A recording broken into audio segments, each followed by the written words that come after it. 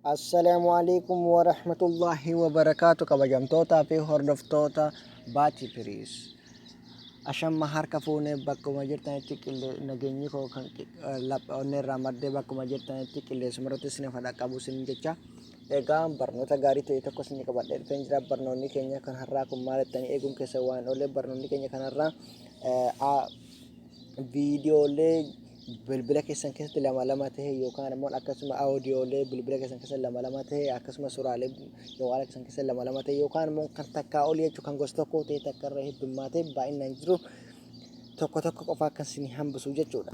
Egaa wanta isin jeequ jiru kana haala aappii bareedaa ta'e tokkoon kan qulqulleessee lafa isinii kaa'u ta'a. Aappiin kunis maal jettanii eeguun keessa waan oolle egaa warreen immoo Baatii Firiis maatiin hin taane amma agartanii akkuma beekamu subscribe yoo isinitti ilmoo viidiyoon keenya immoo like gochuudhaan akka barnoonni keenya yeroodhaan lakkisnu akkasuma faana bu'u yookaan akkasuma dhaqqabu jechuudha.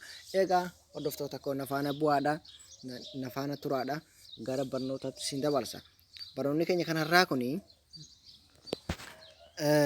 aappichi isa kamiin jettanii eeguun keessa waan oolle aappichi immoo isa kana jechuudha. Walumaa ilaalla aappii isa kana jechuudha. Aappiin kun maqaan isaa maal jedhama jettanii eeguun keessa waan oolle duplicate fly remove dha. Duplicate fly remove jedha jechuudha. Aappiin kun eessa keessatti argama? Play Store keessatti jechuudha. Play Store keessa deemtanii duplicate fly remove jettanii gosa kana buufattan jechuudha.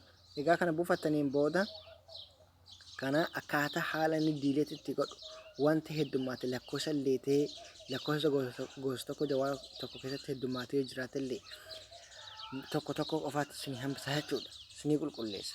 Kana aappii kan saaffisaan akka buufattan akkasuma immoo subscribe akka gootan abdii qabna. Akkasuma immoo like yoo isinitti like godhaa yoo isinitti hin tolle immoo like godhaa jechuudha. Egaa isa kana jechuudha. Aappii kana gubbaa yeroo tokko cuqaasa. Egaa cuqaasneen booda haala kanaan nu barbaadu jira.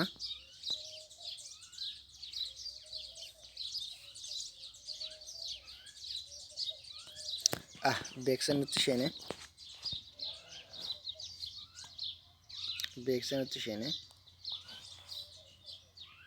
Egaa akkuma beekamu kun akkuma amma argaa jirtan kana jechuudha. Asitti maal jedha?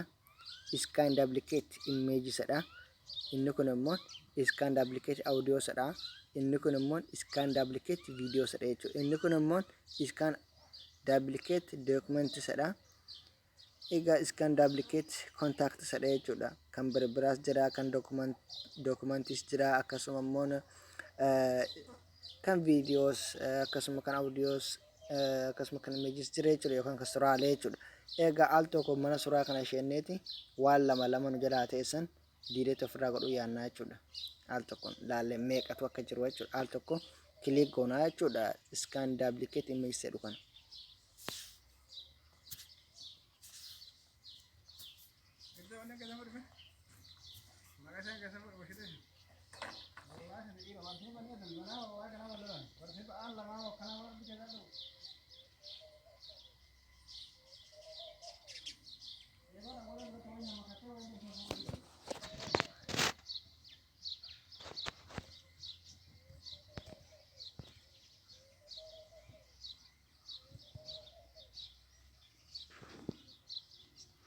Inni kun hin qabu jechuudha. Akkuma beekamu isa kana audio kan ilaalle jechuudha yoo jiraate.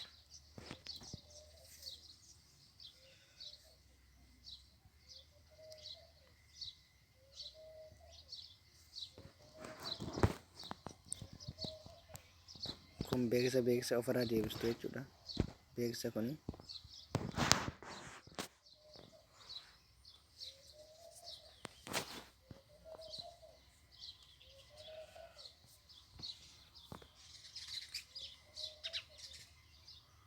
illee qabanatti fakkaatu kan baraalee akkuma beekamu mee lakkoofsa ilaalla.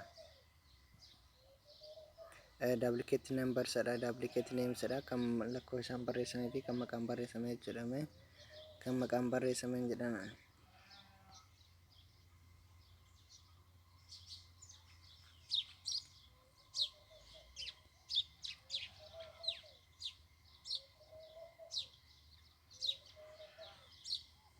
egaa lakkoofsni maqaadhaan wal fakkaataan barreessame yookaan immoo tokko lakkoofsa tokko ta'ee kan heddummaatee lama lama sadiin ta'eeru lakkoofsa 39 jechuudha. Akkuma argaa jirtan kan lakkoofsonni kun duudiin kan gosa takkaati jechuudha. Kana akkuma beekamu kilik gootan jechuudha. Gubbaa cuqaastu. Egaa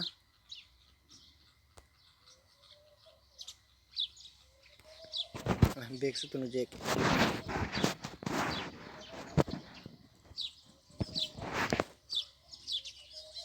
Kinoo kilik goone irraa qulqulleessa jechuudha calculation jedheedha.